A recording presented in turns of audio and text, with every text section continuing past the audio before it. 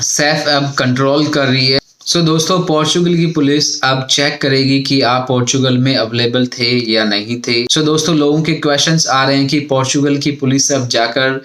Check करेगी कि आप पोर्चुगल में अवेलेबल है या नहीं है। कहीं आप बाहर से टैक्स पे कर रहे हैं या फिर आप पोर्चुगल में रहकर टैक्स पे कर रहे हैं, या फिर जब आपके फिंगर का टाइम आता है, जब आपका सैफ में आप डॉक्यूमेंट सबमिट करते हैं, अपने फिंगर के लिए जाते हैं, वहां पर आप लोगों से क्या क्या सवाल किए जाते हैं कि आप कहाँ पर रहते हैं, आपका जो जुंता का एड्रेस है वहां पर कितने लोग रहते हैं, आपका जो वर्क कॉन्ट्रैक्ट जिस कंपनी से लिया है उससे रिलेटेड आपसे बहुत सारे क्वेश्चंस कर सकते हैं, आपके जुंता से रिलेटेड आपसे बहुत सारे क्वेश्चंस कर सकते हैं, आपके टैक्स से रिलेटेड आपसे बहुत सारे क्वेश्चंस कर सकते हैं, जुंता की लोकेशन से रिलेटेड आपसे क्वेश्चंस कर सकते हैं। Hello everyone, welcome back to my YouTube channel. और आज आप लोगों को जानकारी दे रहे हैं पोर्चुगल पुलिस के कंट्रोल के बारे में, या फिर आप जब सैफ में जाते हैं आपकी फिंगर्स की डेट पे, तो आपसे किस किस तरह के सवाल जवाब किए जाते हैं, या फिर अभी क्या लेटेस्ट न्यूज आ रही है। दोस्तों, अभी मेरे एक फ्रेंड के फिंगर हुए हैं लेटेस्ट,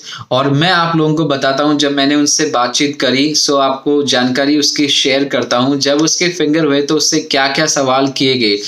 दोस्तों, वो मेरे को बता रहा था उसकी कहानी, प्लस एक किसी और फ्रेंड की जिसके फिंगर्स हुए, उन दोनों की मैं आप लोगों को मिक्स करके बता रहा हूं कि कुछ क्वेश्चंस इससे किए गए, कुछ क्वेश्चंस इससे किए गए, ताकि आप लोगों को थोड़ा सा आइडिया लग जाए कि किस किस तरह के अभी सवाल जवाब किए जा रहे हैं सैफ के अंदर। सबसे पहले आप लोगों को ये बता दूं कि जो अभी ईमेल्स चल रही है वो अप्रैल 1 वीक की चल रही है 2021 के लिए, और अब ईमेल्स बहुत जल्दी आएगी। आप कृपया अपना ईमेल मेल बॉक्स चेक करते रहे टाइमली, और अपने अगर आपका नंबर आने वाला है तो आप अपने डॉक्यूमेंट्स पीसीसी को रेडी रखें, ताकि जैसे ही आपका नंबर आए आप टाइमली वहां पर पहुंच जाए। दोस्तों,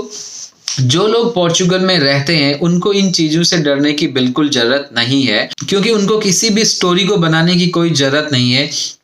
आप रियल में पोर्चुगल में रह रहे हैं, और जब भी आप किसी सुपरमार्केट से कोई सामान बाई करने जाते हैं तो वहां पे भी आप अपना निफ्ट नंबर दे सकते हैं। वो एक एक्स्ट्रा आपके लिए प्रूफ हो जाएगा कि आप यहाँ पर अवेलेबल है। दूसरा, आपको जॉब के बारे में पूरी जानकारी वैसे ही होगी, क्योंकि आप सच में उस जगह उस काम कर रहे हैं, और जो आपने जॉब कॉन्ट्रैक्ट दिखाया है वो आपका अपना है, और आपको अपनी जॉब के बारे में डिटेल जानकारी होगी, कितने पैसे आपको मिलते हैं, आप कितने दिन आपने काम किया है, आपकी कंपनी क्या करती है, किस तरह का काम है, कंपनी की लोकेशन क्या है, आपका जुंता जो एड्रेस है वो कहाँ पर है, आप अपने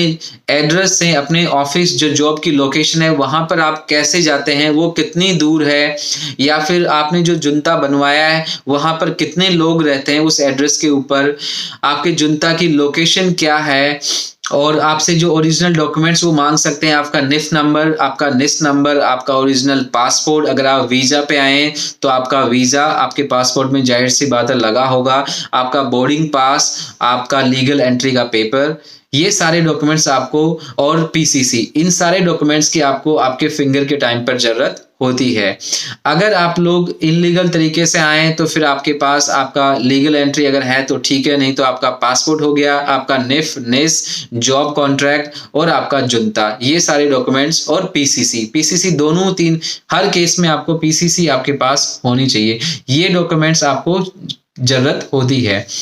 जब आप सैफ में जाते हैं तो मैंने आप लोगों को ऑलरेडी बता दिया कि वो किस किस तरह के क्वेश्चंस आप लोगों से कर सकते हैं। बहुत कुछ लोगों से आजकल इस तरह के क्वेश्चंस किए जा रहे हैं, कुछ लोगों से कोई भी क्वेश्चन नहीं किया जाता। वो जो अपने डॉक्यूमेंट्स उन्होंने सैफ में अपडेट किए हैं वो उनसे डॉक्यूमेंट्स लेते हैं और उनके फिंगर हो जाते हैं, उसमें कोई मुश्किल नहीं आती है। लेकिन आजकल कुछ लोगों से इस तरह के सवाल भी किए जा रहे हैं। उनका सवाल करना सही भी है, क्योंकि बहुत सारे लोग पोर्चुगल से बाहर रह के अपने टैक्सेस को पे करते हैं, इसलिए सैफ आजकल एक्टिव हो गया है और वो चेक कर रहे हैं रैंडमली कि कहीं आप पोर्चुगल से बाहर रह के ये काम कर रहे हैं या फिर आप पोर्चुगल के अंदर रह के ये काम कर रहे हैं।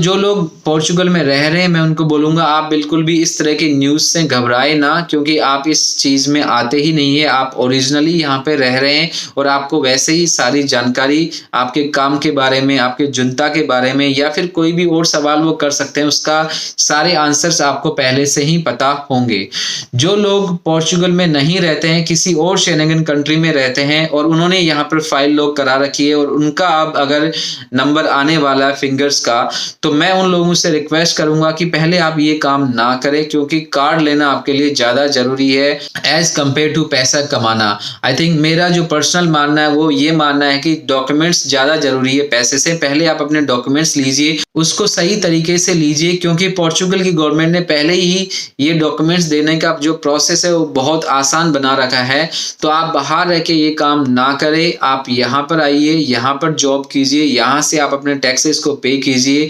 और अपने फिंगर की डेट को उठाइए और अपना टीआरसी कार्ड लीजिए। सो कुछ लोग जो बाहर रह रहे हैं उनकी वजह से आजकल जो सैफ जो कंट्रोल कर रही है, और कुछ लोगों से मैंने ये भी सुना है कि सैफ ने उनको बोला कि आपके जो जॉब कॉन्ट्रैक्ट लगाया है वहां पर आकर हम चेक करेंगे कि ये कंपनी वहां पर अवेलेबल भी है या नहीं है, या जो आपने काम दिखाया ये काम उस कंपनी के पास है या नहीं है, या क्या आप वहां पर काम करते हैं या नहीं करते हैं। वो रैंडमली लाइक छापामारी की तरह होगा कि आपको बिना बताए वो लोग वहां पर जाएंगे और ये चेक करेंगे। ये सारी इंफॉर्मेशन मैंने सुनी है किसी से, मेरे साथ ये नहीं हुआ है। मैंने आपको सुनी हुई इंफॉर्मेशन दी है। तो आप लोग जस्ट आप लोगों की नॉलेज के लिए मैंने आप लोगों के साथ ये मेरे फ्रेंड्स का एक्सपीरियंस आप लोगों के साथ शेयर किया है, ताकि आप लोग परेशान ना होए अगर आप यहाँ पर रह रहे हैं। अगर आप यहाँ पर नहीं रह रहे हैं तो मैं रिक्वेस्ट करूंगा कि आप लोग यहाँ पर आ जाए और अपना सिंपल तरीके से अपने इस प्रोसेस को फॉलो करें और अपने टीआरसी कार्ड का फायदा उठाएं। सो दोस्तों, ये इन्फॉर्मेशन थी पोर्चुगल इमिग्रेशन के बारे में। आगे मिलेंगे आप लोगों से एक और नई जानकारी के साथ, तब तक के लिए नमस्ते।